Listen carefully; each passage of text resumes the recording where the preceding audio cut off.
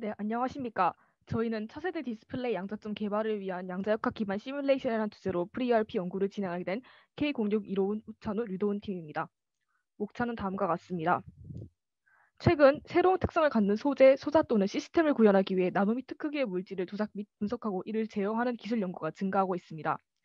나노 기술 중에서도 특히 광소재와 그 응용 기술은 디스플레이 소자나 태양전지 등에서 괄목할 만한 결과를 도출하고 있습니다.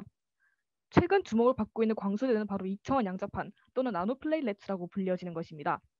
이 소재에서 가장 관건이 되는 것은 양자판에 방출되는 빛에너지의 파장을 어떻게 조절하느냐인데, 이에 초점을 맞추어 본 연구팀은 양자판의 두께와 표면 리간드라는 두 변인이 방출 빛에너지에 어떠한 영향을 미치는지에 대해 연구하기로 하였습니다. 우선 양자판의 과학적 특성에 대해 본격적으로 연구하기 전에 리눅스에 적응하고 연구의 토대가 된 양자학에 대해 학습하고자 했습니다. 이에 따라 리눅스에서 파이썬 코드를 이용하여 슈레딩거 방정식을 시뮬레이팅한 후 해를 구하는 작업을 수행했습니다. 이 해를 위해 기본적인 이론적 배경부터 말씀드리겠습니다. 슈레딩거 방정식은 양자역학 관점에서 물질의 상태를 기술하는 방정식으로 추상적인 파동함수의 형태입니다. 양자역학에서의 가장 기초가 되는 방정식이며 종류로는 시간 의존 방정식과 독립 방정식이 있습니다. 시간 의존 방정식은 양자 상태가 시간에 따라 어떻게 변하는지를 기술하는 편미분 방정식입니다. 그리고 시간 독립 슈레딩거 방정식은 해밀턴 연산자가 시간의 비의존적인 형태입니다. 광양자 가설은 아인슈타인이 제시한 이론으로 빛은 입자로 이루어졌다는 가설입니다. 물질파 이론은 광양자 가설과는 반대로 입자가 파동성을 지닌다는 이론입니다. 지금은 이제 둘 다의 이중성을 띠고 있다고 알려져 있죠. 파동 방정식을 풀면 파동 방정식의 해는 극형식과 광양자 가설 및 물질파 이론을 이용하여 아래의 저 빨간 네모와 같이 표기할 수 있게 됩니다. 이 내용들을 기반으로 슈레딩거 방정식을 리눅스에서 시뮬레이션 해보았습니다. 이때 이제 1차원 무한 에너지 장벽 상황을 설정했는데, 이것이 뭐냐면은 전자의 포텐셜 에너지가 그 x가 0 이상이고 a 이하일 때 포텐셜 에너지가 0이고 그 외 구간에서는 무한이 되는 것을 이야기합니다. 경계 조건을 생각해 보면 여기서 그 경계 조건에서 0이 포텐셜 에너지가 0이 되므로 이를 시간 비의존 슈레딩거 방정식에 대입하여 풀게 되면 b가 0, 즉 파동 함수가 a sin kx가 되며 해는 ka는 n파이가 됩니다. 이는 다시 시간 비의존 슈레딩거 방정식에 대입하면 아이겐 밸류, 즉 고유해인 값인 1은 그래프의 아래의 빨간 글씨와 같이 표현되게 됩니다. 왼쪽의 그래프는 거리에 따른 아이겐 밸류의 값을 나타낸 그래프입니다. 이겐 밸류를 각 수를 대입하여 계산해 보면 n은 1일 때는 저 위에 0.003762 전자볼트, 그리고 n이 2일 때는 0.015047 전자볼트가 계산되게 됩니다. 이와 같은 방식으로 짜여진 파이썬 프로그램을 이용하여 이겐 밸류를 계산하였고, 이를 통해 에너지가 즉 n, 즉 모드의 개수의 제곱에 비례한다는 것을 알게 되었습니다. 지금 보시는 그래프는 파이썬 프로그램을 이용하여 그린 그래프이고, 저 위에 나타내 있는 그 이겐 밸류 값도 파이썬 프로그램을 이용하여 도출한 결과입니다. 파동 함수가 시간에 따라서 변할 때에는 다음의 세 과정을 이용하여 파동 함수를 구할 수가 있습니다. 이 세 과정을 거친 후에 파동의 중첩을 통하여 파동 묶음을 나타내면 저 오른쪽과 같은 식이 나온다는 것을 알 수가 있습니다. 이를 이용하여 시간에 따른 그래프를 그리면 여기 왼쪽 그림과 같게 되고, 그리고 오른쪽 그림은 파동 묶음이 불확정성 원리를 함축하고 있다는 것을 나타내는데, 이를 자세히 알아보기 위해 파이썬으로 시뮬레이션을 진행했습니다. 다음 그래프는 파이썬으로 시뮬레이팅한 파동 묶음입니다. 지금 이 시간이 점점 지날수록 파동이 퍼지는 것을 확인할 수가 있는데, 즉 이것이 뭘 의미하냐면, 초기에는 파동의 위치를 정확히 알 수 있지만 운동량이 이 파동들이 중첩돼가지고 섞여 있기 때문에 정확한 운동량을 알 수가 없습니다. 하지만 시간이 흐르면 파동이 퍼져 흩어지기 때문에 운동량의 분포는 파악할 수 있어도 위치는 제대로 파악할 수가 없게 됩니다. 이로써 파동 묶음에서 불확정성의 원리가 적용됨을 확인할 수 있습니다. 다음은 EMA 시뮬레이션을 통해 2차원 양자판의 광학적 특성을 알아보는 내용입니다. 우선 EMA 방식이 뭐냐면, 이것은 DFT 계산을 통해 중요한 파라미터인 매스와 포텐셜을 얻어낸 후 이것을 가지고 정확한 옵티컬 갭을 예측하는 것을 말합니다. 시간 비의존적 슈레딩거 방정식을 풀 때 결정 내에서 전자의 포텐셜 에너지가 0이 아니므로 유효 질량이라는 개념을 도입하여 포텐셜 에너지 0으로 근사하는 과정입니다. 김용호 교수님 연구실에서 개발한 유효 질량 근사 방법 코드를 이용하여 여기서는 광소제에 대한 EMA 시뮬레이션을 진행하였습니다. 그 아까 말한 DFT 계산이 뭐냐면, DFT 계산은 양자역학의 효과를 모두 포함시키는 계산입니다. 이 계산을 통해 나온 데이터를 토대로 EMA 데이터를 가지고 옵니다. DFT 계산을 하게 된다면 일렉트론과 홀에 대한 밴드가 나오게 됩니다. 이를 두 번 미분하면 질량을 얻을 수 있고, 포텐셜의 경우, 에너지의 경우도 다른 과정을 통해 얻을 수가 있습니다. EMA 상에서는 일렉트론과 홀이 모두 한계가 있기 때문에 둘 사이에 바인딩 에너지가 있어서 이를 쿼시 파티클 갭 에너지에서 빼준다면 옵티컬 갭 에너지를 얻을 수가 있습니다. 바인딩 에너지는 푸아송 이퀘이션을 통해 구할 수가 있고 QP 갭 에너지는 물질마다 잠시만요.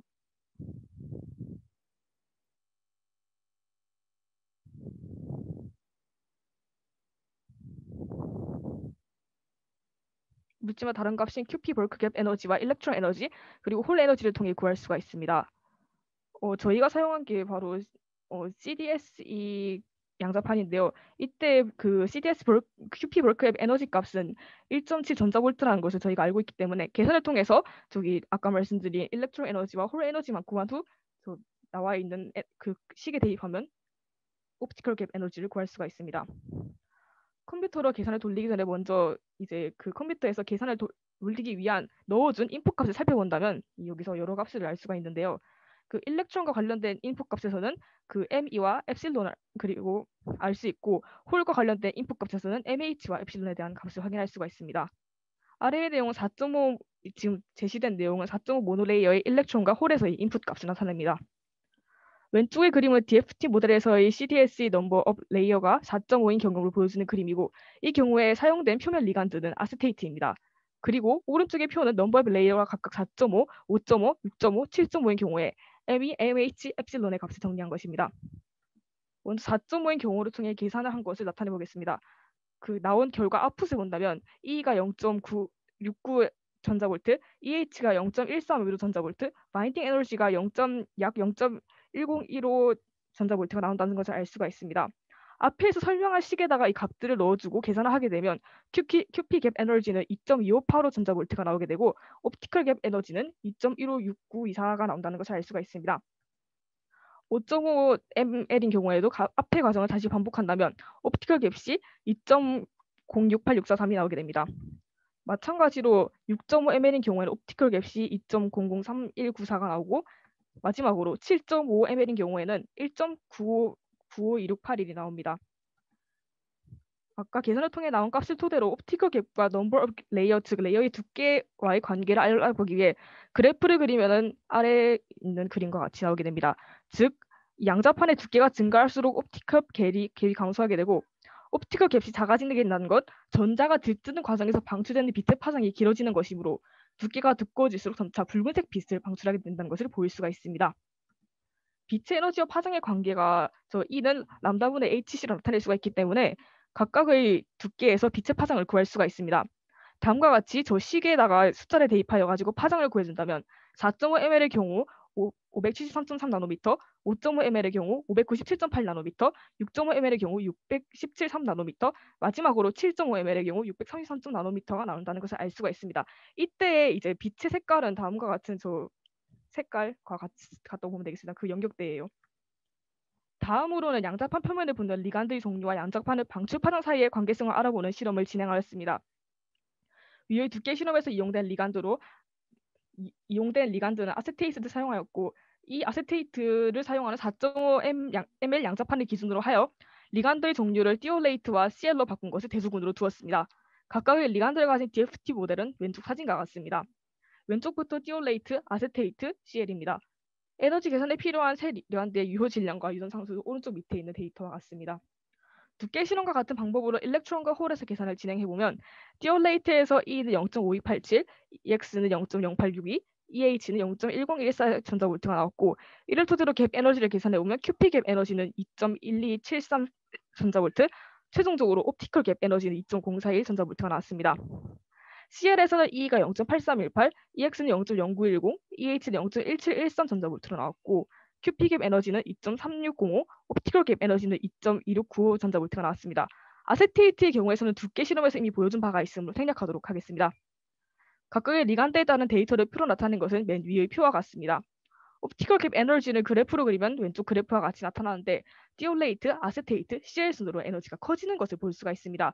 즉 순서대로 방출하는 빛의 파장이 짧아진다는 것인데 그 이유는 오른쪽의 포텐셜 우물을 통해 설명할 수 있습니다.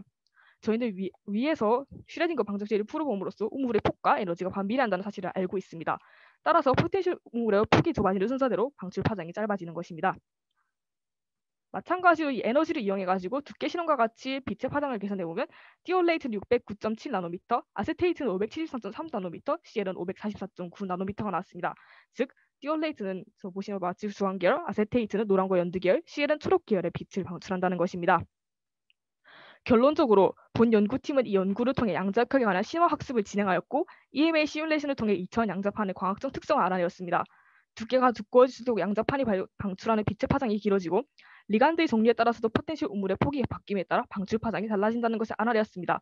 요컨대 양자판의 두께와 표면 리간드의 종류로 양자판의 색을 조절할 수 있다는 것입니다. 이 연구는 앞으로 디스플레이 개발에 있어 좋은 자료가 되리라고 생각합니다. 이상으로 발표를 마치겠습니다. 감사합니다. 네, 잘 들었습니다. 질의응답 진행하도록 하겠습니다. 질문 있으신 분은 마이크 켜고 질문해 주시면 됩니다.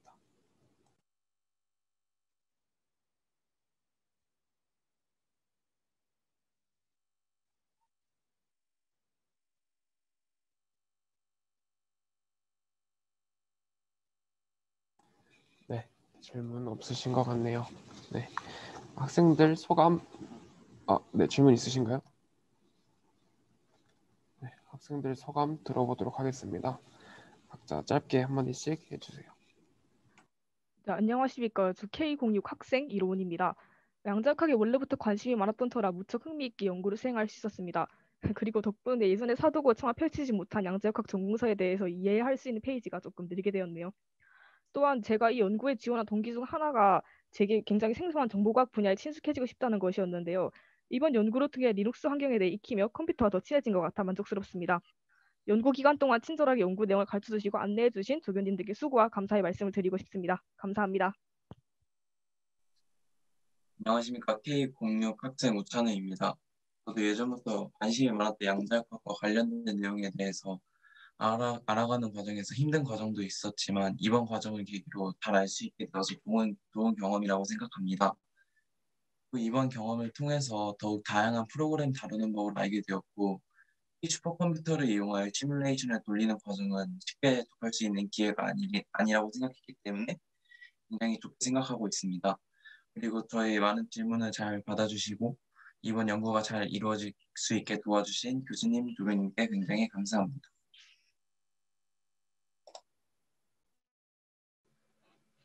연구에서 사용하는 프로그램을 실제로 사용해 볼 수 있어서 좋았고 리눅스 및 파이썬 프로그램을 알아보고 쉘딩거 방정식에 대해서도 조교님과 교수님이 잘 알려주셨기 때문에 잘 알 수 있어서 매우 감사했고 다양한 경험을 할 수 있었기 때문에 좋았습니다.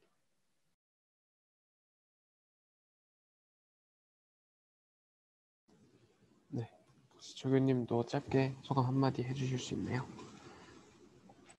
네, 애들이 잘 해줘서 너무 고맙고 앞으로 사후 연구에서 좀 더 열심히 해줬으면 좋겠습니다. 네, 감사합니다. 네, 감사합니다. 이렇게 연구 결과 발표회를 마무리하도록 하겠습니다. 수고하셨습니다. 수고하셨습니다.